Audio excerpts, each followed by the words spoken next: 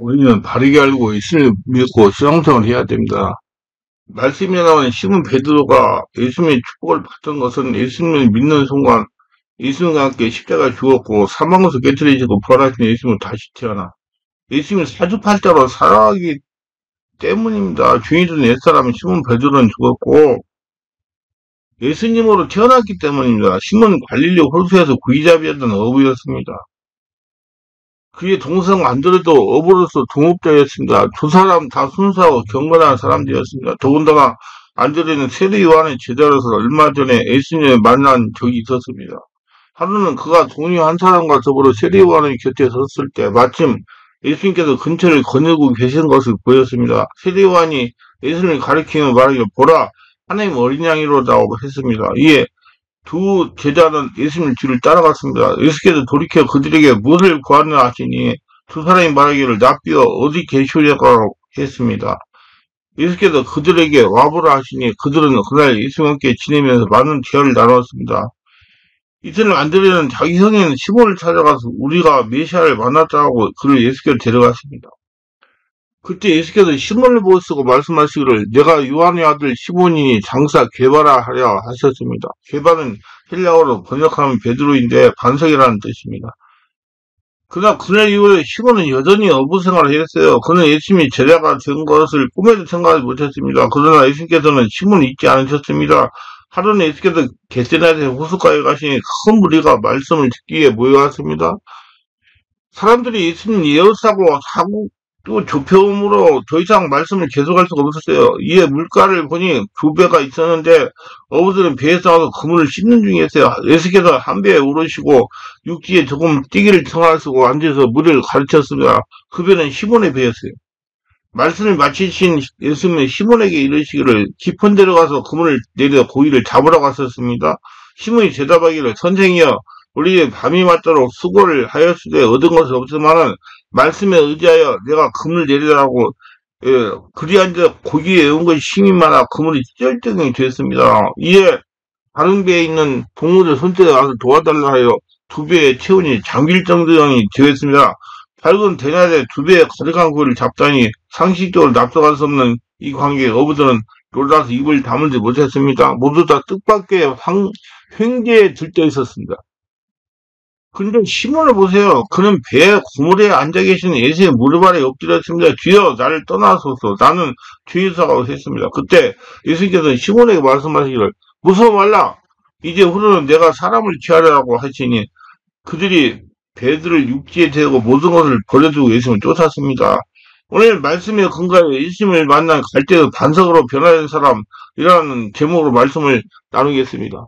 첫째, 예수 그리스도는 우리 인생의 빈비에 찾아오셨습니다. 그날 예수께서 겟세나데 호숫가에 오신 것이냐 시몬의 배를 타신 것은 우연의 일처럼 보입니다. 그러나 주님께서 하시는 일 가운데 우연이란 있을 수 없습니다. 예수님은 참 사랑이시면서 동시에 참 하나님이십니다. 그러므로 신성의 차원에서 예수님은 전지전능 무소부재하신 분입니다.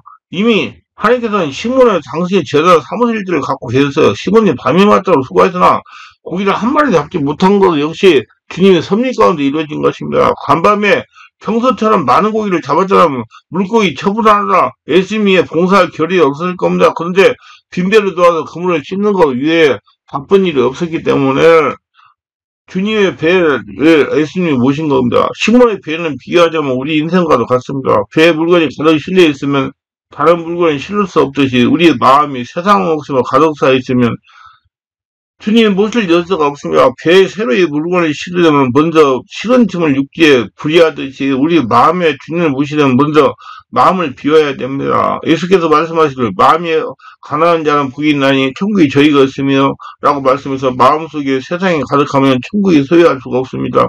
우리가 욕심을 버리고 죄를 자복하고 회개함으로 빈 마음이 될 때 주님은 우리의 마음에 오실 수 있습니다.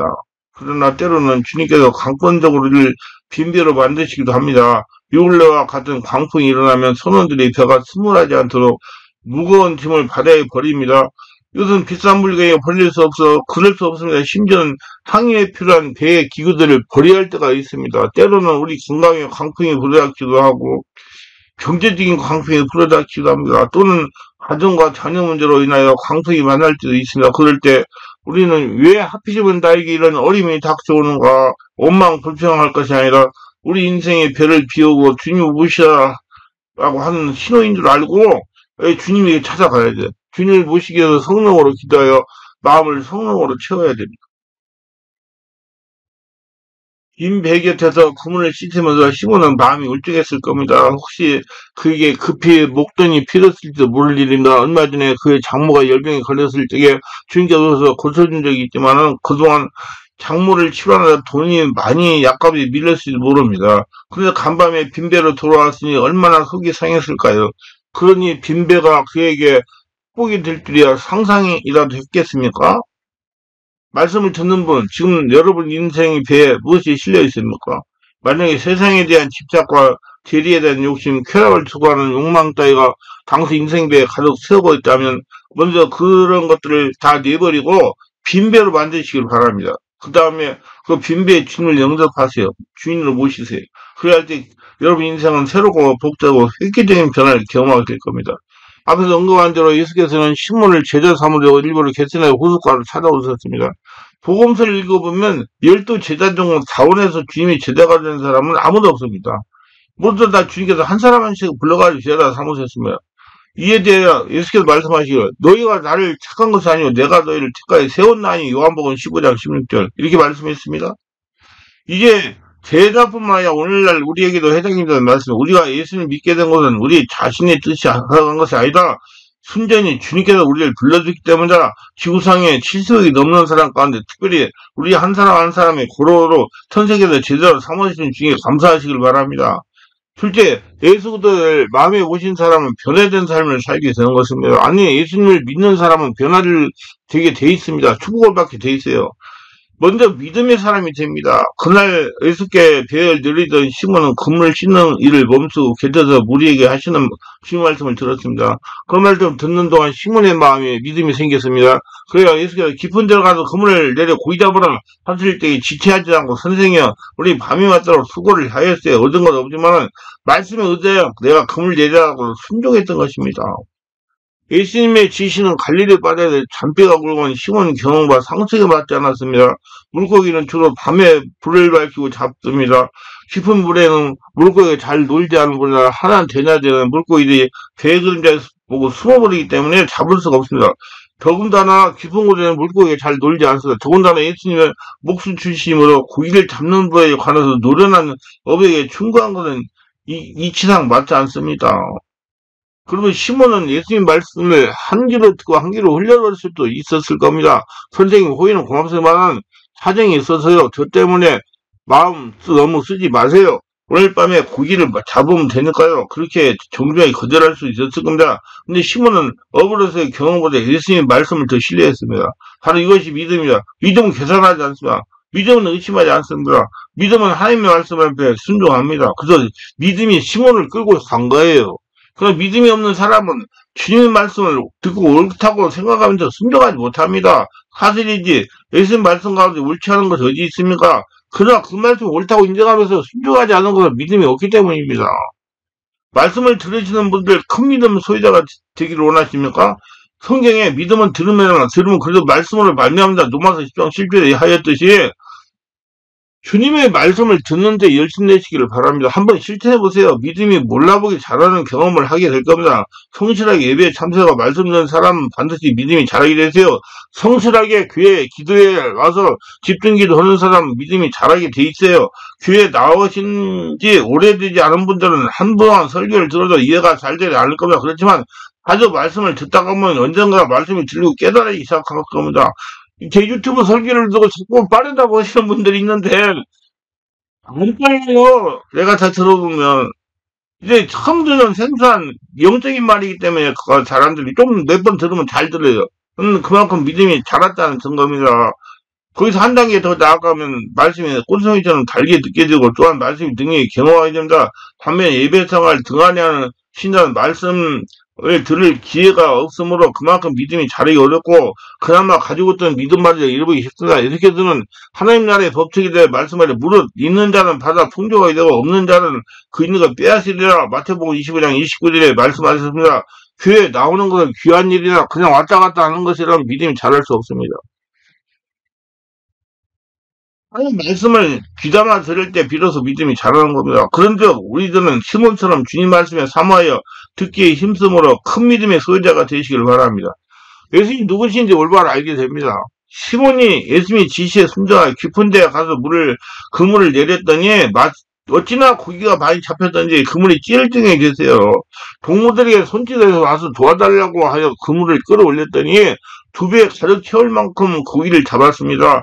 시몬과 안드레, 야고보, 요한 모두 다 놀랐습니다. 단 한 번 그물 내서 이렇게 많은 고기를 잡아보기는 이번이 처음이었어요. 이 물고기를 팔면 간밤에 손해본 것 대충 다 보충하고도 한동안 편히 지낼 수 있는 돈이 생긴 겁니다. 어부가 고기를 많이 잡아서 2배 가득 채웠으면 이처럼 기쁜 일이 어디 있겠습니까? 만성가라도 부르고 정신을 춤이라 출 일이나. 그런데 시몬이 조용히 예수님 무릎 아래 엎드렸습니다. 주여 나를 떠나소서 나는 죄인으로서고 했습니다. 조금 전까지도 그런 예수님이 선생님이라 불렀습니다.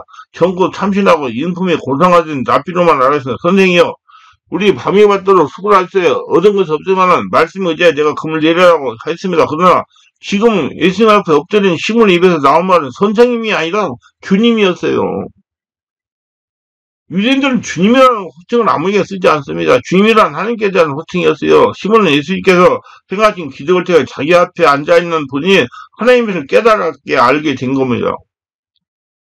예수님이 제자로 빌립이 있었어요. 그는 주님을 만나고 나자 너무 강수로 참을 수가 없어서 신앙심이 깊은 친구인 단단에게 찾아와서 모세가 율법에 기록하고 여러 선지자가 기록한 그 일을 우리가 만났으니 요셉의 아들 나사렛 예수라고 그랬어요. 그러자 나다니엘이 단번에 말하길 나사렛에서 무슨 선한 것이 날 수 있냐 그랬습니다.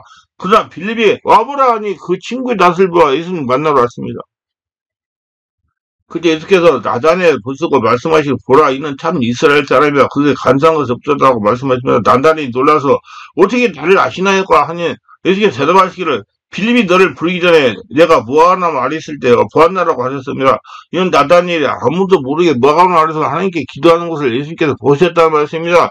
그때 나다니엘이 대답하기를 나비여 당신은 하나님의 아들이시오 당신은 이스라엘 임금이시라 그렇게 시인을 했습니다.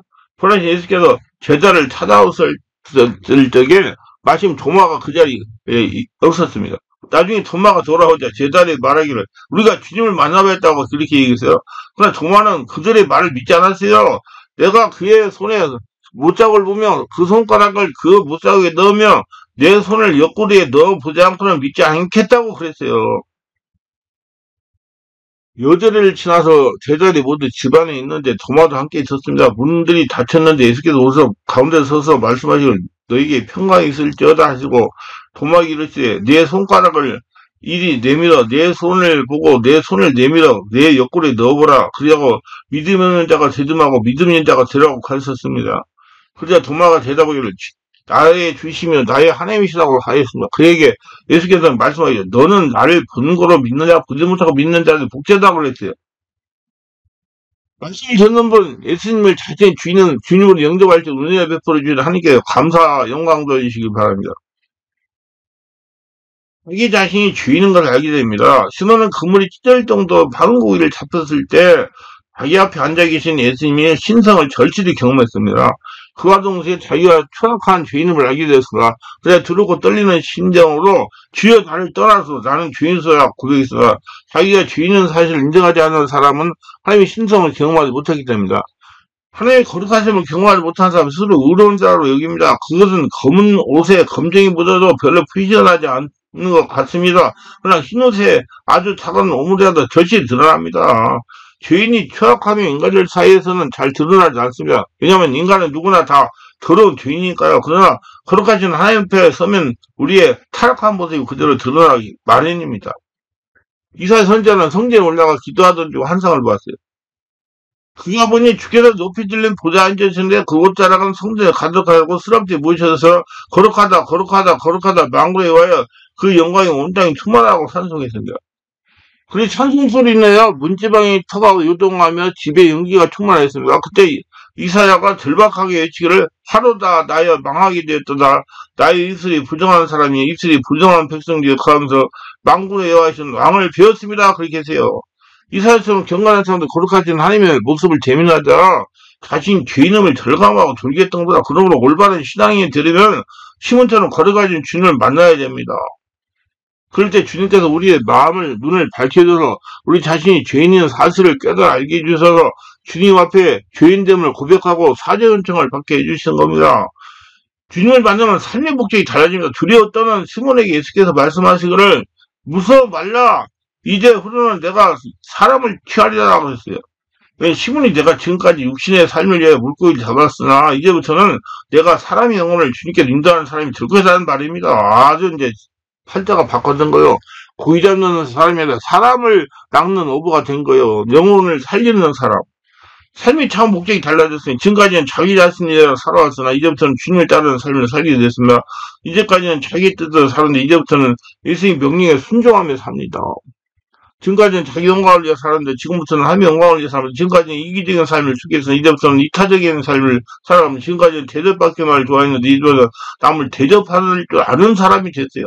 인생의 행복은 소유가 많은 데 있는 것이 아니라 무슨 일 하느냐에 사느냐에 달려 있습니다. 우리 주님께서 말씀하시기를 여우도 굴이 있고 공중에서도 거처가 있으되 오직 인자는 머리를 곳이 없다. 마태복음 8장 2절에 말씀하셨습니다. 그러나 예수께서는 불행하신 적이 없었어요. 아마 주님께서는 온 인류를 위하여 자기 공수를 아낌없이 희생하신 것을 기뻐했습니다. 복음서에 예수님 만난 변화된 사교의 이야기가 나옵니다. 여리고의 살인장이던 사교는 동족의 손가락질을 받은 사람이었어요.